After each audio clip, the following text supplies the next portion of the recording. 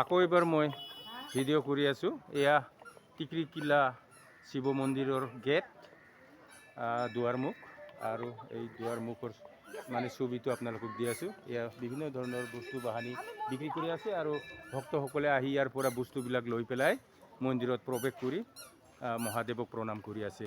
আৰু নতুনকৈ সজোৱা বা নতুনকৈ নিৰ্মাণ কৰা এয়া হ'ল ভৰি ধোৱা ঘৰ। 6টা টেপ দিয়া হৈছে। ইয়াত ইমান ধুনীয়াকৈ বনোৱা হৈছে।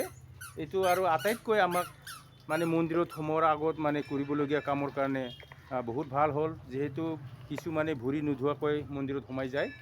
আৰু এতিয়া সেই ভৰি ধোৱাৰ ব্যৱস্থা কৰাৰ কাৰণে মই এই মন্দিৰৰ কৰ্মকৰ্তা বা কমিটিৰ সদস্যসকলক আটাইকে ধন্যবাদ জনাম।